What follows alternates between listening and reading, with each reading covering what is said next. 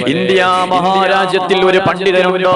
ആ പണ്ഡിതനെ എവിടെ പറഞ്ഞാലും ഏത് രാജ്യത്തിൽ പറഞ്ഞാലും എല്ലാവർക്കും പരിചയമാ. അതാരാണ്? അത് കാന്തപുരം എന്നുള്ള കുഗ്രാമത്തിൽ വളർന്നു വന്ന ഇന്ന് ലോകം കണ്ട വലിയ പണ്ഡിതനാണ്.